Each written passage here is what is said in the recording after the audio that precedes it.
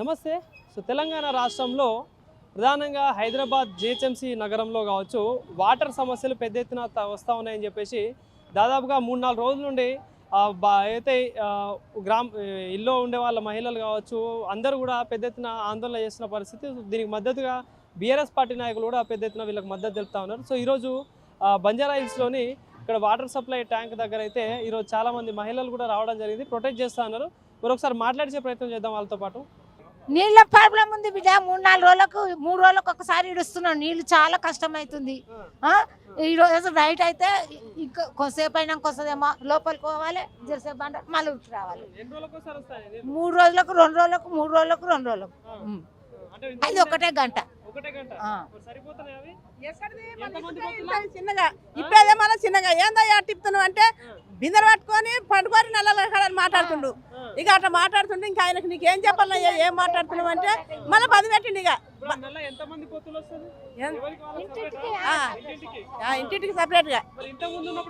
ఇంత ముందుకు మంచిగానే ఉండే, మంచిగానే వచ్చినాయి. మంచిగా వచ్చినప్పుడు ఈ అల్లరి ఎక్కడిది, ఈ లొల్లి ఎక్కడిది అయ్యా. ఇప్పుడు ఈ 2 నెలల నుంచి, ఈ 3 నెలల నుంచి ఈ సప్పుడు నీళ్ళు లేక ఏం లేక ఇప్పుడు పొద్దుగాల పోయి అందరూ డ్యూటీలకు మళ్ళీ వచ్చే వరకు వాళ్ళకి నీళ్ళు వద్దా? వాళ్ళకి నీళ్ళు కావాలి. మళ్ళీ ఒకసారి 6 అంటాడు, ఒకసారి 3 అంటాడు, ఒకసారి 5 అంటాడు. టైం తిప్పుతలేడు, కావాలి కూర్చోవాలి. ఆ మెట్ల కాడ ఊకే కూర్చోవాలి. ఇగుతాడు ఆగుతాడు, సచిన పీను కూర్చున్నట్ల బాత్రూమ్లో పెడతాయి. తిండి లేదు. అన్నం తినడానికి కూడా భయమే. పోయి అన్నం తినగా నిప్పుతాడేమో పోరాడు.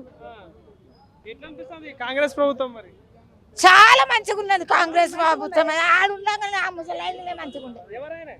ఆయన సార్ పేరు రాదు, కేసీఆర్ సార్ మంచిగా ఉండే మాకు. ఇప్పుడు బాగా కేసీఆర్ ఉన్నప్పుడు మంచిగా ఉండే మాకు.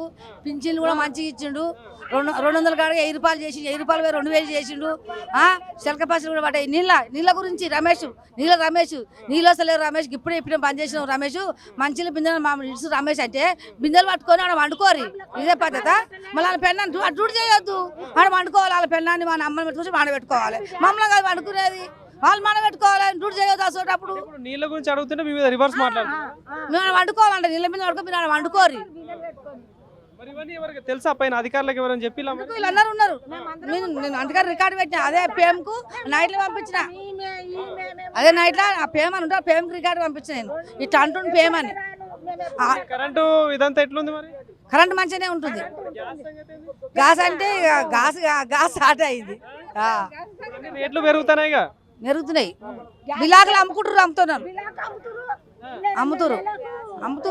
కాంగ్రెస్ ప్రభుత్వం ఎట్లా అనిపిస్తుంది? నాకు మంచిలేదు అయ్యా, మాకు మంచిలేదు. వాడొచ్చి ఏం లాభము? వాడొచ్చి ఏం లాభం లేదు. ఏం పథకాలు ఇచ్చిండు? ఫ్రీ బస్ అట. ఫ్రీ బస్ ఓడిపోతుడు. మాకేం అవసరం? ఏదో ఒక రోజు మాకు అవసరం. డ్యూటీలు చేస్తానికి అవసరం. మాకేం అవసరం? ఆపో నుంచి మనకు ఫ్రీ బస్ పెడితే బతికినామా? ఆపో నుంచి మనకు ఆయన బియ్యం ఇస్తే తిని బతికినామా? అంతేనా? మళ్ళీ ఓట్లు వస్తే ఎవరు కోటేస్తారు మరి? కేసీఆర్కే వేస్తాం. ఇప్పుడు మళ్ళీ 10 సంవత్సరాలు నేనే ముఖ్యమంత్రి అంటాను.